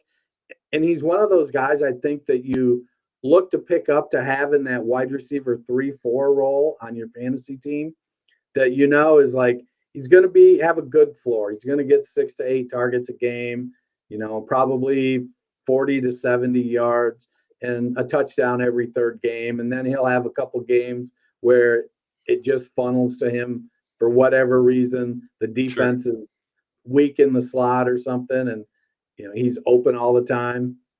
Yeah, I think Josh Downs is.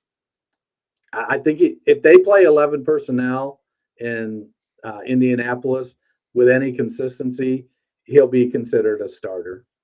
Yeah, he was definitely one of those players where he didn't pop like some of the other guys did, because for a guy that traditionally when you see these smaller receivers, you think quick, speedy, fast, like those are types of things. That's not how I would describe Josh Downs. He's actually built fairly thick. Like he's like 5'10" and a solid 180. Yeah, he's fairly thick for a wide receiver of his size, but he won more with his route running prowess. He actually was really good in contested catch situations, which you wouldn't expect out of somebody 5'10". But he was really good in those type of situations. So it just made him a very unique slot receiver. So I think he's definitely one of those guys that's under the radar a little bit, but should absolutely be on your radar as far as a throw in on a trade or something like that, because dynasty wise, he's definitely somebody that I think is going to be consistent. Will he ever be a true wide receiver 2 for fantasy football? Probably not, but you're right. That wide receiver 3 type of guy that just, man, he's just really solid. and I can count on getting 9 to 12 points every week out of him and feel good about it. Yeah, I think there's an outside shot that he develops, along the lines of the typical Pittsburgh small wide receiver, Deontay Johnson, Antonio Brown, Mike Wallace, Santonio Holmes, those 5'10", 5'11", 185 guys. He's got that shot. Will it happen? I don't know. But yeah, he's certainly a fairly high floor guy that is a beautiful depth piece.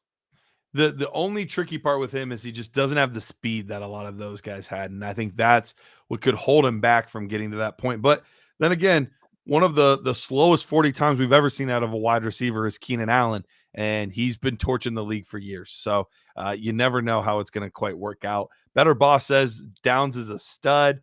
AS asks, should I put in a waiver for Howell or Stroud?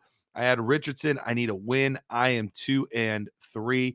If this is Dynasty, I'm shocked that he is not. Both of those guys aren't already owned, even in a 1 QB league. In redraft, I would definitely put one in on CJ Stroud. Do you have a preference there, Dennis? I think I got Stroud by a nose. He's starting to really gel with that team. They just got both of their tackles back, and I think that's going to help Pierce, and so it will balance out that offense a little bit more. I like Howell. He does run a little bit more, but Howell feels to me like he's more volatile. He's going to have bigger games and lower games. He'll be up and down a little more versus I think Stroud still has a pretty good ceiling. His thing is he's just got to start converting touchdowns because he's not throwing interceptions. He's not making mistakes. He's got a good completion rate. They have to get it in the end zone. All right. So number 6 here, I'm not going to really, I don't think we need to spend a ton of time on it. Jamar Chase is officially back. I'm not sure he was ever really gone. Yeah, I don't think Chase was the issue. Yeah. So I don't think we need to spend too much time on that. But this one is interesting. Ramondre Stevenson, number 7, Ramondre Stevenson is cooked. I find this one interesting because while the past 3 games have been extremely frustrating, one, that offensive line has not been good. It has been a very poor offensive line. And 2, it's been an extremely difficult schedule over the past few weeks. Whereas the schedule coming up for Ramondre Stevenson is actually not too bad overall. So where are you at on Ramondre Stevenson? Are you out? Is he cooked? Is he done? Or is he maybe a guy that I'm kind of leaning towards this might be my buy window where on a true contender, I might go out there and see if I can get him as my running back 3. I think that's a beautiful move. We saw last year, he can catch the ball. He's good in the passing game. He's a good running back, but the team has severely underperformed around him. I don't think that Belichick has done a good job at all of providing the team with receiving options. And it's crazy because as good as they've been for 25 years, he's not ever really been good at choosing wide receivers. Yeah. That's always been something he doesn't do well. If you remember, like Mike Shanahan, his issue was he couldn't pick cornerbacks. And that's when you saw him trade Clinton Portis for Champ Bailey because he's like, I need to get I keep drafting these guys and they stink. Belichick over the year, I'm going to sign Randy Moss. He's still got something left in the tank. He can't draft a wide receiver to save his life. So last spring, I got to be honest, I was seeing all these mock drafts with the Patriots drafting Jackson Smith and Jigba. I'm like, come on, man. Please don't do it. Maybe he changes their fortunes, but maybe it is the curse of Bill Belichick and New England wide receivers. So, but no, I think Ramondre is a beautiful target to go out and see if you can buy low on it, especially if you find somebody that's just depressed. They're like, I just don't know what to do with this guy. I believed in him. I thought he was going to be one of my anchors. And if you can get him as your RB3, and so you're flexing him bye week until he starts to pop off a little bit, and that offense, Belichick they're going to pull it together to some extent. Yeah. I don't think they're tanking for Caleb Williams. Although maybe they should. Maybe they should. I like Mac Jones. He's not a rising tide lifts all boats quarterback. He needs to have stuff going good around him. They haven't given him a lot. He's out there trying to make chicken salad out of chicken feathers, and it's not having a great time in the kitchen. Let me tell you. No, he is not. Ramondre Stevenson, the rest of the year, the fourth easiest schedule amongst running backs according to Fantasy Pros. So really nice looking schedule the rest of the way there. Team with the easiest schedule according to Fantasy Pros the rest of the way, the Tennessee Titans and my boy Tyjae Spears. Doot, doot. That's right. Hop aboard, Dennis. Hop aboard. I like it. He needs to get more high leverage touches. Yeah. They still give it to Henry too much. They're still riding him. And I get it because Burks has been perpetually injured. The team just isn't playing great, but they got to why not give Spears a shot? Well, we'll see what happens this week for Tennessee. It is going to be it's going to be interesting because they've got the Baltimore Ravens this week.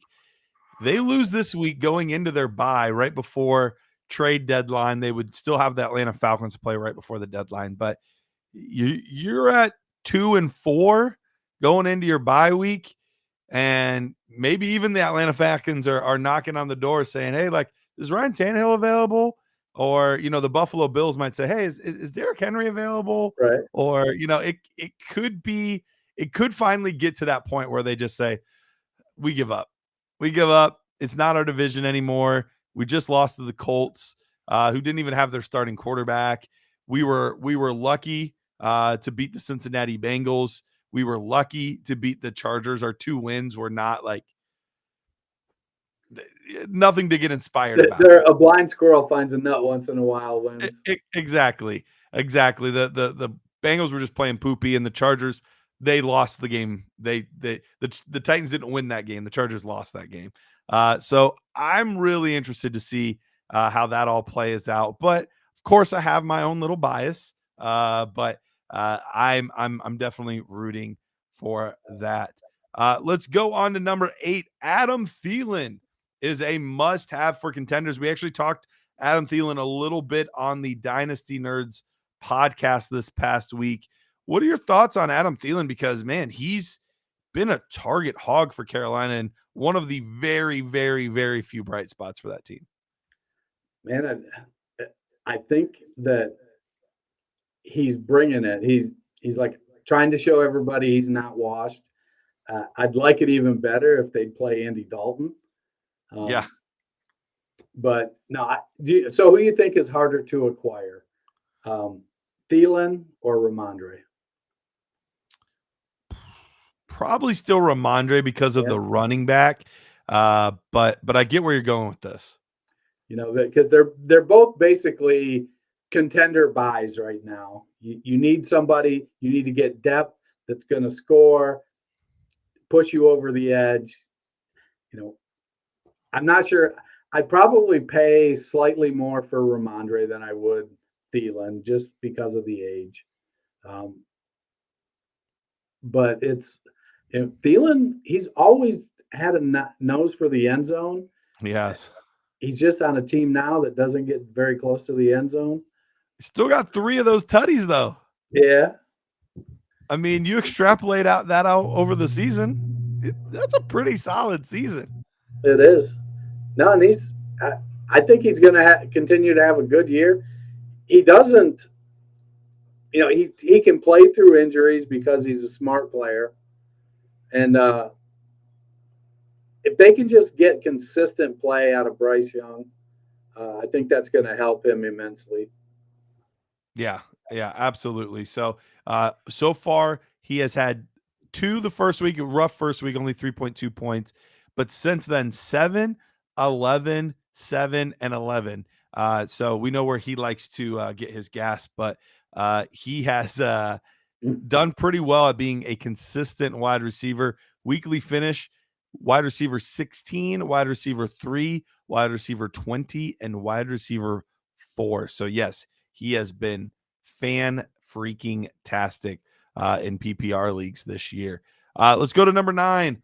Puka Nacua and Cooper Kupp coexist. That was one of the big questions coming into the week was, how do these two players mix?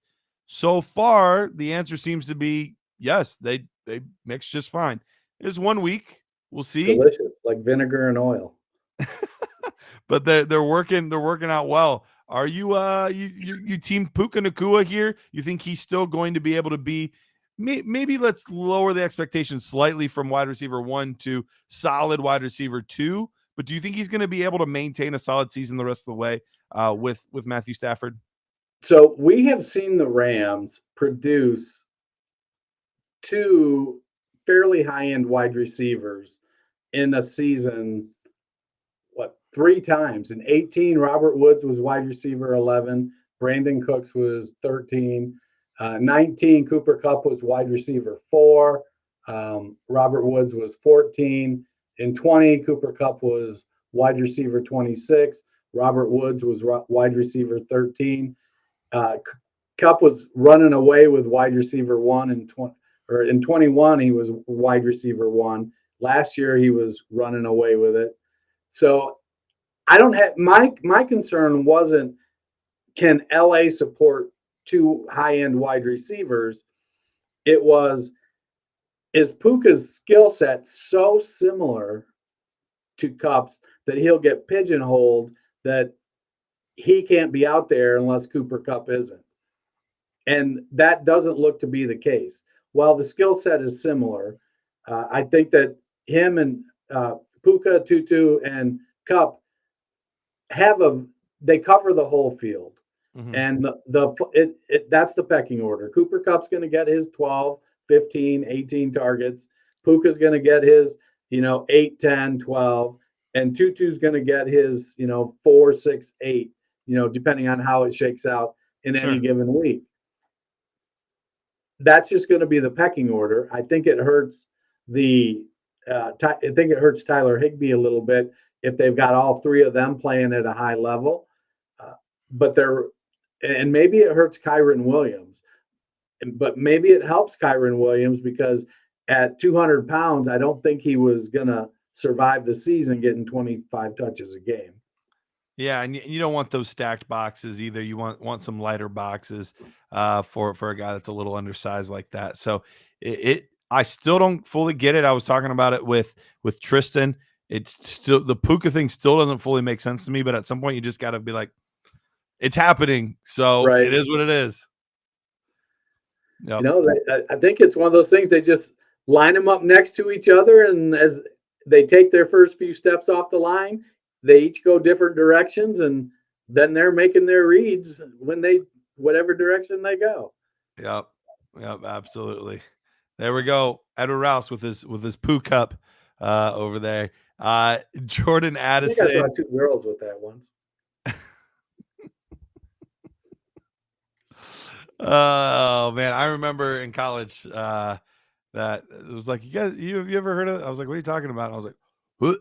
But Jordan Addison continues to impress.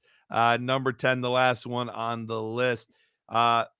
Especially with Justin Jefferson out, we know Jordan Addison's going to be featured. I'm willing to say featured. I know KJ Osborne's going to kind of move more into the X receiver role, and Jordan Addison's going to kind of stay in his role. But you have to imagine this is a slight increase in targets for Jordan Addison. So do you think Jordan Addison is going to be able to still be a solid receiver without Justin Jefferson kind of taking the bulk of the coverage away? Yeah, I think so. Right now, So it's splash plays that are giving us this impression that he's being so great. He's playing well, but he's only 13.7% target share of wide receivers with 100 routes ran. That's 58th. 23.9% air yards. That's 40th. 1.65 yards per route run. That's 39th. He's 13th in end zone targets, though, so that's helpful. And 15.4% first read targets, and that's 63rd. So he isn't like making some otherworldly leap like Puka Nakua is, Right. but now he's going to have an opportunity to say, well, look, I've been filling this role for you. Justin Jefferson is gone. Yeah. Now, can he earn a significant number of targets on top of what he was getting? That's really going to be the big key. I liked what I saw out of Addison in college. I think I liked his Pittsburgh tape a little more than his USC tape. But I want to see, is he going to be able to demand targets? I think that's the thing like that Cooper Kupp does, and what Puka did when Kupp was out, and what Justin Jefferson does. They demand targets. And will Addison, again, small wide receiver, 5'10", 179 pounds or something like that, will he be able to go in there and start opposite of KJ Osborne? Who's going to be their number 3? I don't even remember now who's going to be their 3. I didn't look at the depth chart. Yeah, that'll be interesting. I'm not 100% sure either. I'd have to look. But Hockenson is going to keep doing what he does. I think that Addison is going to, like, if you're holding Addison and you want to try to get more for him, you're looking at your team and you think, well, I've got good depth. Maybe I'm contending and I've got good depth. And moving Addison, if he gets hot before Jefferson comes back, gives me some additional draft capital in 2024 that is a late first round team that, champ, 10th, 11th, 12th spot, I wouldn't have that great a draft capital, then I think it might make sense to see if you can move him. I think I wouldn't be surprised to see no less than a 35-40% increase in targets. So if he's getting 6 a game, if he goes up to 8, if he I didn't look to see what his actual target number was, but I could see him having a blow up game here or there. Sure. Kirk's got to get a little more consistent, and KJ Osborne just seems to come out of nowhere and make plays. He does. He's kind of always the thorn in the side, for sure. Parker said, "Is this a good trade, Mingo for Ramondre?" I would take Ramondre Stevenson there. I'm still not out on Mingo. I still think that he could be a solid receiver, but you have a potential impact player, assuming that this is a contender deal. But even if not, I'd probably still take Ramondre either way. Yeah, I think it's one of those situations where if you're out on Mingo and you think Ramondre is going to have a bounce back because he's got the soft schedule coming up, and maybe you're a middle of the road team and you need to build your running back depth, and then it kind of falls apart on you, and then you go ahead and trade Ramondre for more than you paid in Mingo. Yeah, absolutely. All right, Dennis. Well, I think that about wraps everything up. Actually, we might even be over compared to when we normally are done. I just kind of realized what time it was. We're just talking like two good old friends talking Dynasty Fantasy Football back here. But Dennis, remind the good folks where they can find you. You can find me at culture_coach on the X machine. Check me out on the Fantasy Football Roundtable podcast. I'm here on Wednesday nights. I'm going to be doing the full host job next week, so swing by. Peter's going to join me. Got something special cooking. Ooh, I love that. The two of you guys together are fantastic. That's for sure. And you can find me on Twitter at Dynasty Price. I will, as Dennis just alluded to, I will be gone next week. I am not going to be here. I'm going to be putting on the Speedo. I'll be in the Bahamas for just a little less than a week there. So I'm pretty excited about that. I've never been before. So that'll be my first time in the Bahamas. So Not gonna lie, I'm a little jelly. I would be too. I'm pretty pumped. All you can eat food. Life is gonna be good, my man. Life is gonna be good. Speedos and crab legs. There we go. Speedos and crab legs. All right, guys. Well, appreciate you guys tuning in. You'll get Dennis back next week. You'll get me in 2 weeks. Until then, we'll see ya.